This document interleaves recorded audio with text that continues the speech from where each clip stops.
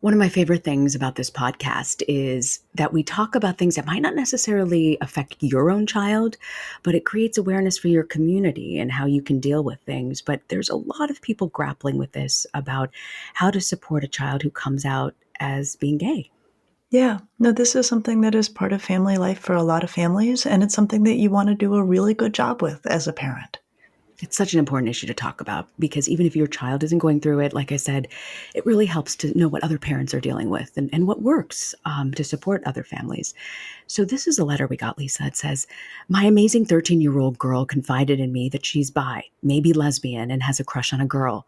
I told her that, of course, I support her 100% no matter what, and that I'm so glad she felt comfortable enough to tell me.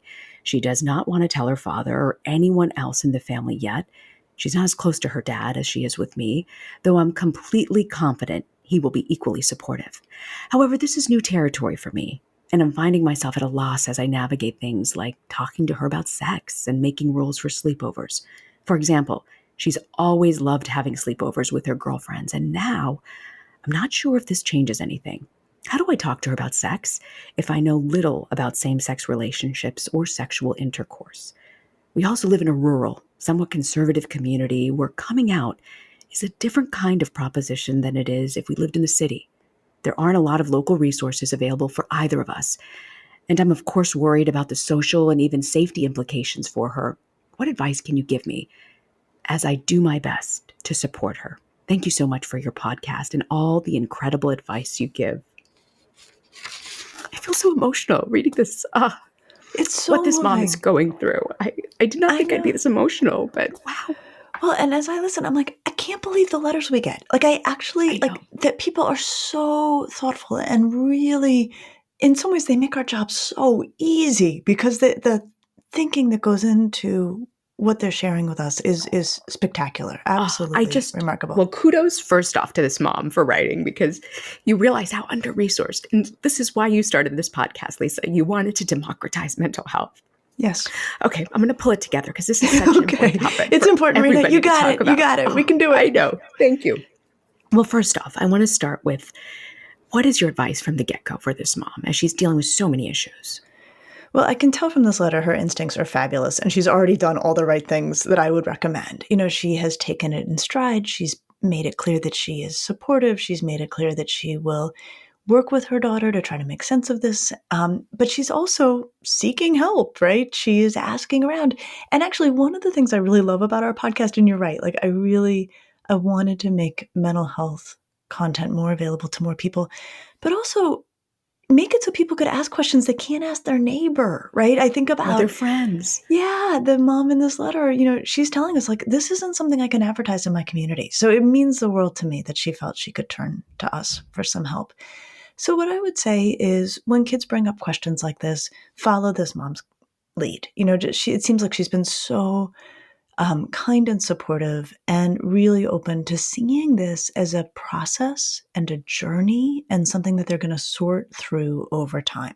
She's asking us questions about what that journey might look like. That's so good because whenever I have a problem, I'm like, let's blow through this. Let's get this knocked out and move this behind us. But you're saying you've got to start with the mindset. This is a process. This is going to take a while and it's not going to get resolved quickly. Absolutely. And one of the metaphors actually that comes up in my new book around kids and sexual orientation and gender Yes. identity is they are in the driver's seat and you are along for the ride. You cannot tell your kid what their sexual orientation is going to be. You cannot tell your kid what their gender identity is going to be. But you want a nice spot in that passenger seat where you have an ongoing working relationship as your child figures out where this orientation or gender car is headed. You are along for the ride. You want to be a great co-pilot. So start from the beginning, Lisa. Your child comes forward and finally has the courage to tell you, Mom, I might be gay or bi. How should a parent respond? Well, I love that you, in that question, reminded us of something that I think parents can readily forget, that it may be terrifying for a kid to share this information. And one thing that I know from the research on this, Reena, that is counterintuitive but makes sense when you hear it, is that when we look at kids who struggle to tell their parents about a non-traditional sexual orientation or gender identity, it's in fact often harder for kids who feel really close with their parent because they have a lot to lose.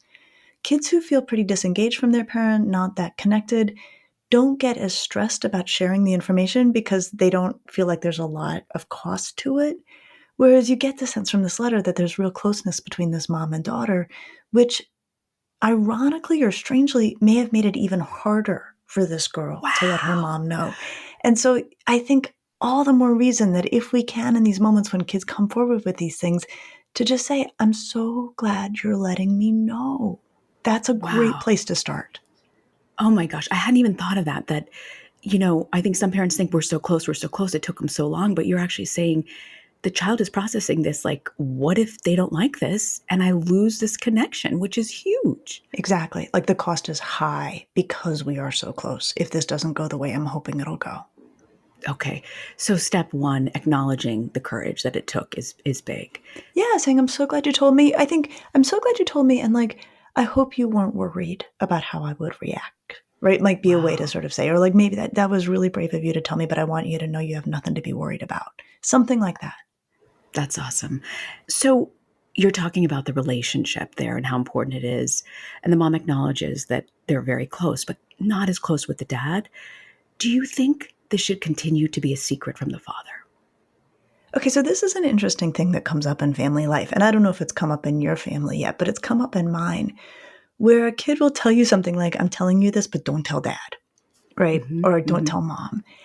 And in general, I'm not a huge fan of secret keeping within families. In general, one of the rules I learned in my training is if there are teams in a family, parents are on one team, kids are on another team, like those teams can have their private conversations, but there shouldn't be private conversations that happen across team. That said, I can tell you as a parent, kids can be very kind of squidgy about romantic stuff and only want to share it with one parent. And I have felt like there's real value in keeping that line of communication open and your kid feeling like they can come to you. And if it's not about harm and if it's not about damage, and if you feel like you can handle it really well on your own, I think it's one of those moments, and we come across this so much in our podcast, where you're trading off one thing against another. So ideally, I don't love the idea of secret keeping between married couples or, partnered spouses. On the other hand, we really want kids to feel like they can come to us with stuff that's very closely held and delicate. And if there's not some huge reason that it has to be shared, I would sort of allow that possibility that the open channel of communication is worth it, even if it means keeping something private for a while. So if I hear you correctly, you're saying work through the relationship first, this moment before telling dad? I think what I would do is I would say something like, I'm willing to keep this from your dad because I really hear you, that you're anxious about how he's going to react. And I also, though, love that this parent has told us that she knows that he'll be okay Yeah. with it, that's something that is a huge, right, in all of this. Wow. But I think that probably over time, I don't think it has to happen right away. It might be worth saying at some point, we're going to get your dad in as part of this conversation, but it doesn't have to be today. And again, that idea of like process, like go slowly, take one step at a time. I think it's okay for now, given what else we know about the situation, to honor this girl's request. She's just figuring out how to be this person in the world, to talk about it more freely. I don't think we have to force her to tell everybody all at once, or Mm. certainly the Now, whole family. when do you know that it's time to tell your partner or the other parent? I don't know. I mean, maybe if there I was sort guess of it an varies. issue, right? If Yeah. there's something where you're Yeah. like, now this is getting kind of delicate. I think a lot of that comes down to the nature of that marriage, the nature of that relationship. Um, but But ultimately, you see value in waiting a second, pausing for a beat to work through with the child, with the parent who they really trust and have a little bit of extra, maybe credit built in the bank with. I do. And I think the reason I see it is like, well, let's consider the alternative, right? Let's consider the alternative where the parent's like, no, I do not keep secrets into my marriage. Like, we got to tell your dad.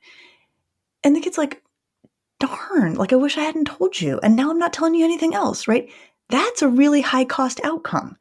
I would Wow. rather avoid that high cost outcome with a lower cost, imperfect solution, which is for now, I'm willing to keep this between us, but at some point, your dad's going to need to be part of this conversation. So I want to ask you a little bit about the sleepover rules. I thought it was a great question that the mom asked. What do you do when you've had sleepovers with the same sex, growing up, obviously, and then you just don't kind of understand? What's your advice for that? I have dealt with this in my practice. It is such an interesting conversation to have with parents. They're like, what am I supposed to do? Right? This Yeah. kid that I always thought was just like her good buddy is now coming over. They're going in her room. They're closing the door. Like, I wouldn't let her do this with a guy. Like, is this okay with a girl? It's a real dilemma for same sex romance in families when kids are bringing friends home. Here is my advice. This is always my advice, involve the kid in a conversation about what to do, right? So I would have the parents say, okay, I'm not quite sure what to make of sleepovers. I don't know, what the romantic landscape is. I want to be mindful that I probably at 13 wouldn't have you have boys over for a sleepover. So because of the kind of romantic possibilities or physical possibilities, Yeah. what about having girls over for a sleepover? Here's what a kid is very likely to say. Oh man, what are you talking about? Like, these are my friends. There's no romantic charge there. There's Hmm. nothing happening there. And the kid's probably right, right? The Yeah, kid's probably telling totally. the truth. Absolutely. And I would say, unless you have a reason not to, again, you probably want to go with the lower cost option, which is saying, all right, I trust you. And I trust that there is no physical stuff going to happen at the sleepover. I also trust that if you do get to a place where there might be a physical possibility, that you're going to be straightforward with me, that this is a crush or this is a potential romance, and we'll take that when it comes. So I'm not going to make it weird. You can still have girlfriends over for sleepovers, but Mm. you're also going to keep an open line of communication with me about when it's not just a friend. I think, Mm. again, That's it's so great. interesting as we talk it through. There are no perfect solutions. There are higher and low cost responses. I think the higher cost option is if the parent says, well, if you might be lesbian or bi, we can't have girls sleeping over anymore. End of story. Again, that's a pretty severe reaction that will almost certainly do a lot more harm than good. Wow. So, Lisa, what if it is someone more than just a friend coming over? How do you deal with that? Okay, this is a really interesting one. I think that the same rules apply for heterosexual as they would for kids who are not heterosexual.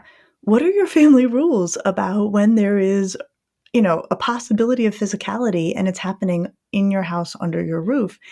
There are a lot of parents who are like, you're not going in your room with your bedroom and closing, in your bedroom with your boyfriend and closing the door, right? And you can make the same rules. If you have those rules for heterosexual kids, you should make the same rules for kids who are not straight, which is like, that's fine, but like, our house is not where you're going to work out your physical life. That may be where some parents stand. And I think they should make it clear, we're not making those rules because it's two girls. We're making those rules because we wouldn't let you do that with anybody. There are other parents who are like, I don't know, should I allow it? Should I, be okay with it regardless of the, sex or gender of the person who they're with? And I think that's something parents need to sort out. But the question I would want them to be weighing as they sort that out is, how would I feel if my kid went to somebody else's house and that parent knowingly allowed them to engage in all sorts of physical behavior while the parent was home?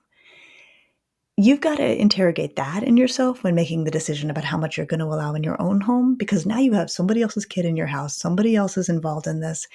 And if you're thinking, you know what, they're going to do it anyway, they might as well do it here, that can be your reasoning. But then you have to wonder how the other parent's going to feel about that too and sort that piece out for yourself. And maybe, I don't know, with the other parent, hard to know. I think sometimes it's really hard when parents just don't know much about same sex relationships, the physicality of it, and how it works. So, this is great advice to help us understand how to approach it. Yeah. And I think, again, though, in this one, Reena, same sex, opposite sex, it gets to big questions about where we are when our kids are getting physical and what we tacitly allow in our homes. And also the reality that, like, if kids want to make out with each other, they can find a place to do it. The parent doesn't have to actually provide the space for it. This is very true. We're talking a little bit about sex, right? How do you talk to sex? The mom is asking in this letter. She's just not familiar with same sex relationships. If you're not familiar with how it works, how do you talk to your kids about sex? Great question, right? So one question is, how much are kids talking to us about sex in general, wanting our input, wanting our advice? Often they're not. They're often getting their information elsewhere. But what I would say is that there are such good resources here that this mom has teed up so beautifully that she can share with her daughter. So, I love Shafia Zaloom's work. She wrote Sex, Teens, and Everything in Between. It is wildly inclusive. It's a terrific book. So I would be probably the first thing I would do as this mom is I would get that book, read it myself, and then share it with my daughter, whatever parts I felt were most relevant right now. Also, I know Shafia well, and she has recommended for kids who, actually for all teenagers, there's an incredible website called scarletine.com, and it's Huh. Scarlet, the word Scarlet, Scarlet, with "een" at the end. And it is a terrific searchable website with real world sex education, but appropriate and thoughtful and fun. And what's good is mom could go to that website and search same sex, Hmm. lesbian, bisexual, and all sorts of content will come up there that is good and Awesome. reliable. So they can educate themselves together. Mom can learn, mom can share. There's so many good resources available that it doesn't have to happen alone. That's great. So, what's that website again? Scarletine.com, Scarleteen.com. Great. We're going to put all of this information in the show notes so parents can grab that later. Um, so, I want to ask you a little bit, Lisa. How do you know if your child is gay or if maybe this is just a phase they're going through? Reena, I think you're asking a question that a lot of parents would have in this moment, right? This child's 13. I think a lot of times parents feel like surprised to hear their child say, I think I'm lesbian, or I think I'm gay, or I might be bi. I think the parent may even be working with information where they're like, but you had that huge crush on that little boy in kindergarten. Like, what is this? And so I'm glad you're asking because I think parents don't always feel comfortable voicing that question, but I think they often have that question. So the truth is, you probably don't know.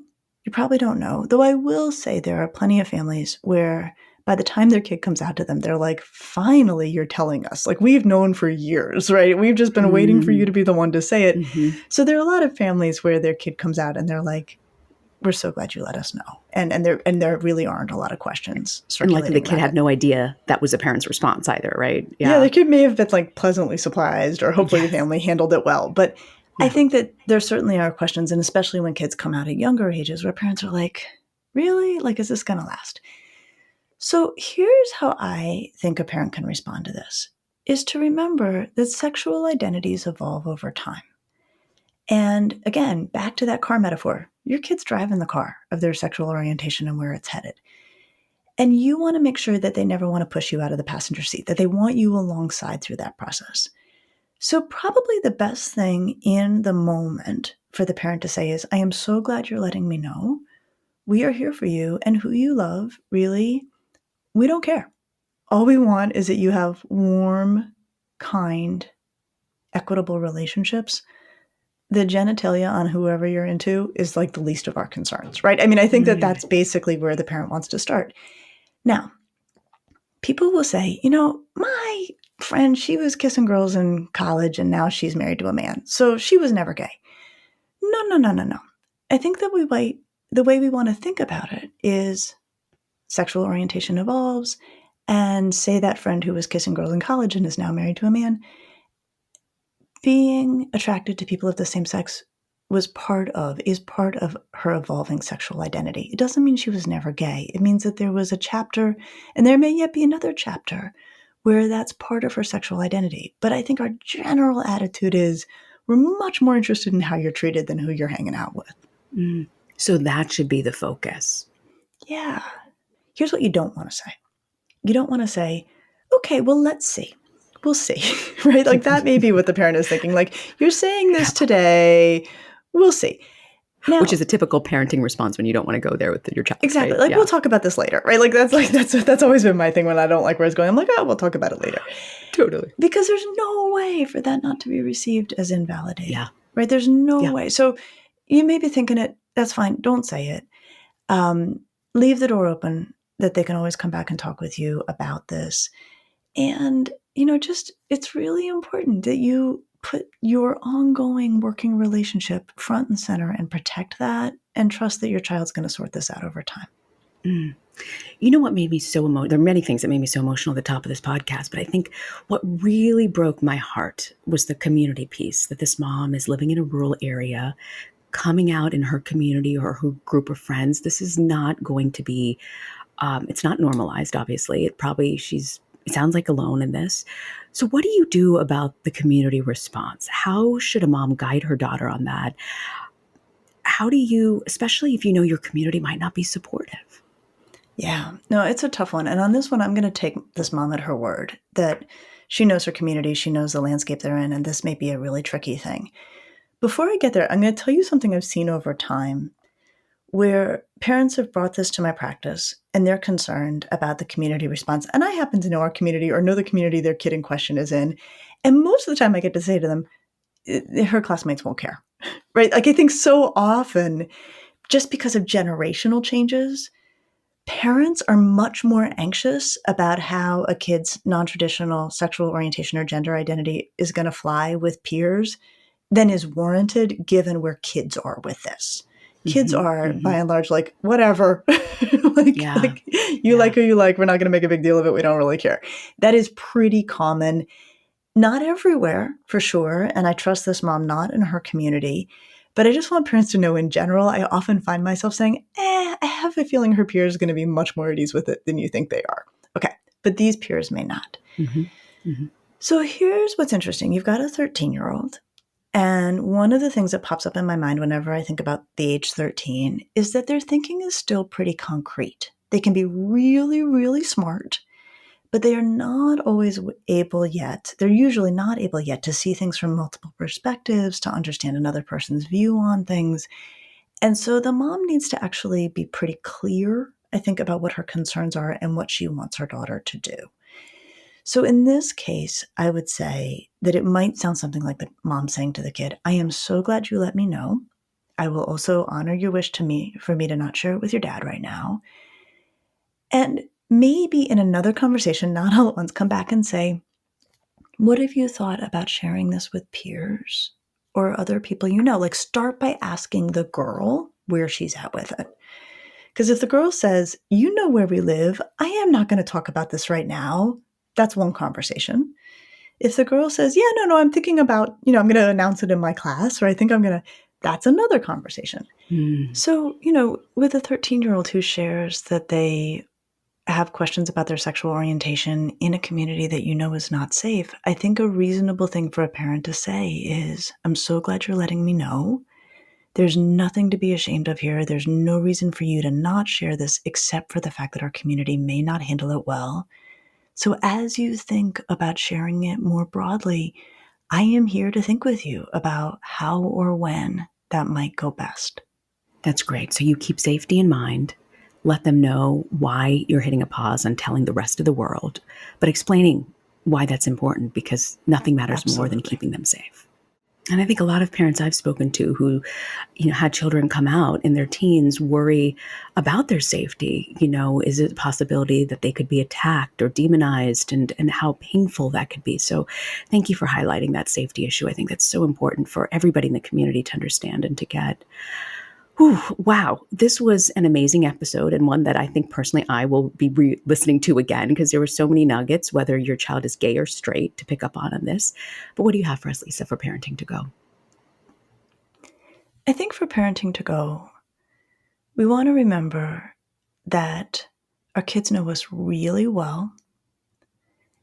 And when they tell us things, they're watching our face. They can sense our mood. They can, read our reaction probably more than we realize and far more than we are even aware that we're transmitting.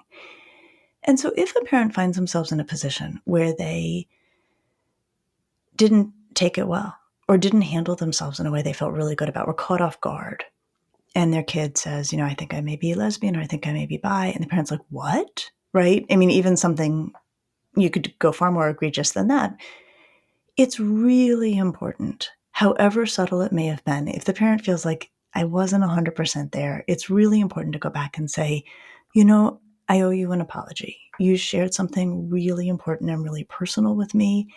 And it caught me off guard. And you probably noticed that there was a part of me that was surprised or worried. And I want you to know you have done nothing wrong. There is nothing wrong here. I adore you. You are mine.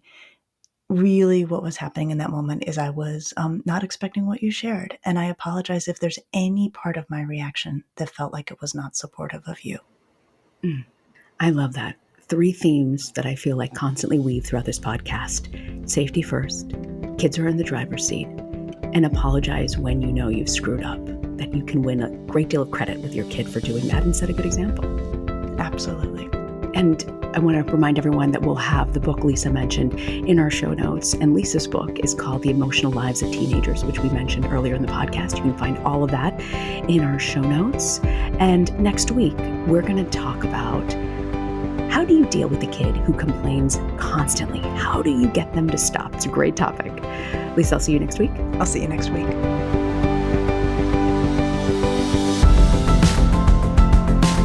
Thanks for joining us. Be sure to subscribe to the Ask Lisa podcast so you get the episodes just as soon as they drop. And send us your questions to askLisa@drlisadamore.com. And now a word from our lawyers. The advice provided on this podcast does not constitute or serve as a substitute for professional psychological treatment, therapy, or other types of professional advice or intervention.